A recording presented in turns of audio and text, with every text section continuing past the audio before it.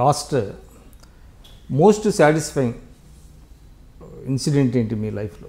అంటే మేబీ చాలా ఉండుండొచ్చు, బట్ ఇప్పుడు చెప్పడం సమంజసం కాదంటారు. సమంజసం కాదు, కానీ నా రాజకీయ జీవితం గురించి నాకు పరిపూర్ణమైన సంతృప్తి ఉంది, నైతిక సంతృప్తి ఉంది. ఇప్పుడు రాజకీయ పరిస్థితులు బట్టి మా సోషల్ సిద్ధాంతాలు, మా సెక్యులర్ సిద్ధాంతాలు బలహీనపడ్డందుకు ఒక విచార సముద్రంలో మాత్రం నేను మునిగి తేలుతున్నాను. వ్యక్తిగతమైన బాధ లేదు, సైద్ధాంతికమైన ఆవేదన ఉంది. కానీ సార్, మీ ఆలోచన ధోరణిని, మీరు ఏదైతే రాజకీయాలు ఇన్ని సుదీర్ఘకాలం ఉండి ఎమ్మెల్యేగా, ఎంపీగా, కేంద్ర మంత్రిగా ఉండి మీరు మిగతా వాళ్ళలాగా లేరు అనేటువంటి ఒక ఇది మీ కుటుంబ సభ్యుల నుంచి ఏమి రాలేదా? ఒకటి నా తత్వం తెలుసు కాబట్టి పెద్ద ఒత్తిడి లేదు. సో ఇప్పుడు మనం ఆస్కారం ఇస్తేనండి, పిల్లలు బాధ పెడుతున్నారంటే నువ్వు ఆస్కారం ఇచ్చావు. సో మొదటి నుంచి అలవాటు చేసి కఠినవు, నువ్వు వినవు, మూర్ఖుడవు అనిపించుకోవాలా. నీ పిల్లల గురించి అనాలా మా నాయన మూర్ఖుడే అని.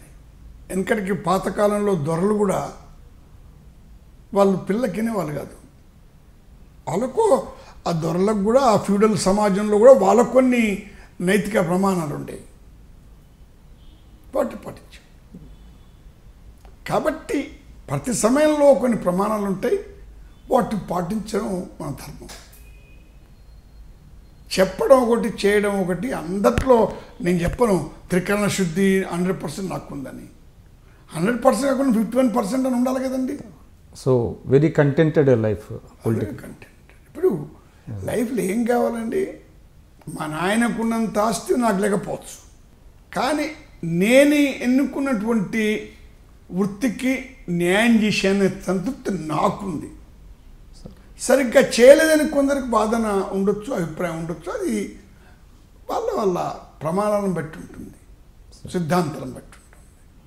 నన్ను అభిమానించే వాళ్ళు చాలామంది బీజేపీ వాళ్ళయి బాధపడుతున్నారు. జయపాల్ రెడ్డి బీజేపీ సమర్థించవచ్చు కదా.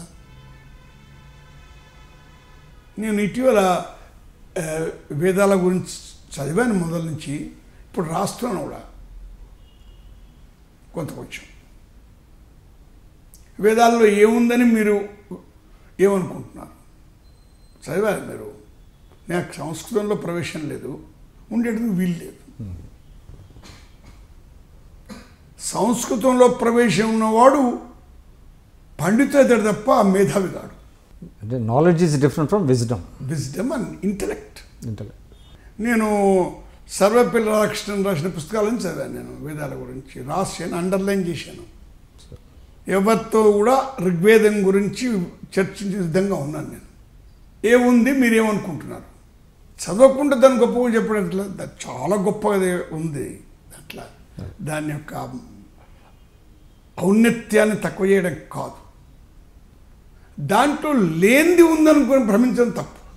అంటే ఎక్కువ పర్సెప్షన్స్ మీదే మన సమాజం వెళ్తుంది తప్ప పఠనం పైన కాదు. వెస్టర్న్ ఫిలాసఫీ మొత్తం చదివాను నేను, సాక్రటీస్ నుంచి రస్సెల్ వరకు. ఏ ఫిలాసఫీ అని చెప్తాను నేను, ఏ పుస్తకం చెప్తాను, ఏ పీరియడ్, ఏ సెంచరీ అని ఫిలాసఫీ అని నేను చెప్తాను.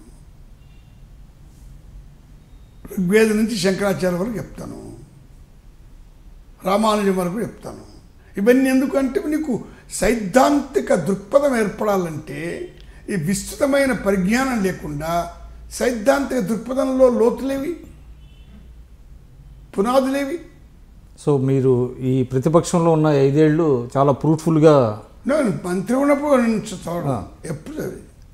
ఇప్పుడు అమెరికా గురించి అమెరికన్ వచ్చినా నేను ఆర్గ్యూ చేస్తాను. నేను ట్రంప్ ఏం చేస్తున్నాడు, యునైటెడ్ నేషన్కి ఏం చేశాడు, యునైటెడ్ నేషన్కి వచ్చే మాటల మీద ఏ దేశం ఏ విధంగా రియాక్ట్ అయింది, ఇజ్రాయెల్ ఎలా రియాక్ట్ అయింది, పాలెస్టీన్స్ ఎలా రియాక్ట్ అయ్యారు, ఫ్రాన్స్ ఎలా రియాక్ట్ అయింది, జర్మనీ ఎలా రియాక్ట్ అయింది చెప్తాను ఇప్పుడు. సరే అది ఇప్పుడు వినవచ్చు, మీ తెలంగాణ రాజకీయానికి దానికి ఏం సంబంధమా అంటే, నేను ఏమన్నా యునైటెడ్ నేషన్స్ డెలిగేషన్కి వెళ్తున్నానా?